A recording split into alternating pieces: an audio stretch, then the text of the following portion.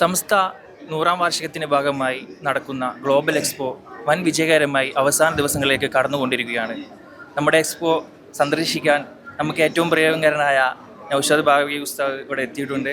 നമുക്ക് ഉസ്താദിനോട് ക്യാമ്പിനെ കുറിച്ചുള്ള കാര്യങ്ങൾ ചോദിക്കാം. ഉസ്താദിന് ഇഷ്ടപ്പെട്ട കാര്യങ്ങൾ ഏതാണ്, ഇഷ്ടപ്പെട്ട ഭാഗങ്ങൾ ഏതാണ് എന്നുള്ള കാര്യങ്ങൾ നമുക്ക് ഉസ്താദിനോട് ചോദിക്കാം. അസ്സലാമു അലൈക്കും. വലൈക്കും സലാം വറഹ്മത്തുള്ളാഹി. എങ്ങനെയാണ് നമ്മുടെ ഞാൻ എക്സ്പോയെ കുറിച്ച് ഇങ്ങനെ വന്നുടനെ തന്നെ കാണണമെന്ന് അധികം ആഗ്രഹിച്ചിരുന്നു. പുറത്ത് വ്യാപകമായി ഈ എക്സ്പോ മോശമാണ്, അത് കാണാൻ ഭംഗിയില്ല, അത്രത്തോളം പഠനാർഹമായിട്ടില്ല എന്നൊക്കെ ആളുകൾ പറയുന്നുണ്ട്. പക്ഷേ ഗംഭീരമാണെന്ന് പറഞ്ഞാൽ നമുക്ക് പറഞ്ഞറിയിക്കാൻ വാക്കുകളില്ലാത്ത വിധം ഗംഭീരമാണ്.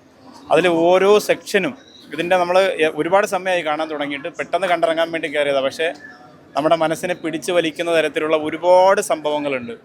മനുഷ്യനെ അടക്കിയിരിക്കുന്ന ഖബർ ഉൾപ്പെടെ, അവിടെ നിന്ന് ഖബറിൻ്റെ അകത്തെ ശബ്ദങ്ങൾ ഉൾപ്പെടെ, അവിടെ നിന്ന് ഇങ്ങോട്ട് വരുമ്പോൾ 3D വിസ്മയത്തിലൂടെ സുപ്രഭാതത്തെ പരിചയപ്പെടുത്തിയിട്ട് അതിനപ്പുറത്തേക്ക് പിന്നെ നമ്മുടെ വയനാട് നടന്ന ദുരന്തത്തെക്കുറിച്ച് അതൊക്കെ, പിന്നെ ഫലസ്തീനിൻ്റെ അവസ്ഥകളെക്കുറിച്ചൊക്കെ ഒരു മനുഷ്യൻ്റെ മനസ്സിനെ വല്ലാതെ പിടിച്ചു കുലുക്കുന്ന അത്ഭുതമാണ് എക്സ്പോ നടത്തിക്കൊണ്ടിരിക്കുന്നത്. അതെല്ലാം കഴിഞ്ഞപ്പോൾ ലാസ്റ്റ് ഞാൻ നിൽക്കുന്നത് നമ്മുടെ സമസ്തയുടെ കരുത്തരായ പ്രിയപ്പെട്ട മുദരിസീങ്ങൾ നേതൃത്വം കൊടുക്കുന്ന ദറസ് അറബിക് കോളേജിൻ്റെ അവരുടെ കരവിരുതുകൊണ്ട് അവരുടെ ഭാവനാ വിസ്മയം തീർത്ത മനോഹരമായ സംഭവങ്ങളാണ്. മക്കയും മദീനയും, അതുപോലെ പിന്നെ ബഹുമാനപ്പെട്ട ഷെയ്ഖുന ശംസുലമായ ഖദ്ദസല്ലാഹു സുറഹസിദ, അത് ഏറ്റവും അധികം മനസ്സിനെ വല്ലാണ്ട് നമ്മൾ കരഞ്ഞു പോകും.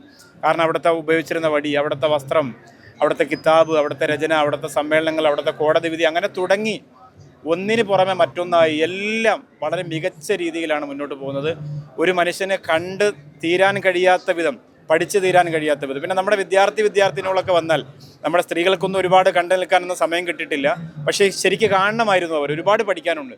നമ്മുടെ വിദ്യാർത്ഥികൾ വന്നാൽ, ചെറുപ്പക്കാർ വന്നാൽ, കുഞ്ഞു മക്കൾ വന്നാൽ അവരുടെ മനസ്സിൽ ഒരുപാട് മാറ്റങ്ങൾ ഉണ്ടാക്കാൻ പറ്റും. സമസ്തയുടെ മദ്രസ വിദ്യാഭ്യാസങ്ങൾ, അൽബിർ, അസ്മി ഉൾപ്പെടെയുള്ള അതിൻ്റെ വിശദീകരണങ്ങളൊക്കെ എന്ന് പറഞ്ഞാൽ എനിക്ക് നിങ്ങളോട് ഈ ചെറിയ ബൈറ്റിൽ പറഞ്ഞു തീർക്കാൻ പറ്റാത്ത അത്ര വിശാലമായ സംവിധാനം ഈ എക്സ്പോയിലുണ്ട്. ഒരാൾ പോലും അത് ഒഴിവാക്കരുത്. അവസാനിക്കുന്നതിന് മുമ്പ് തീർച്ചയായിട്ടും ഏറ്റവും അധികം സമയം ചെലവഴിക്കേണ്ടത് എക്സ്പോയിലാണെന്ന് വളരെ സന്തോഷത്തോടെ ഓർമ്മപ്പെടുത്തുകയാണ്.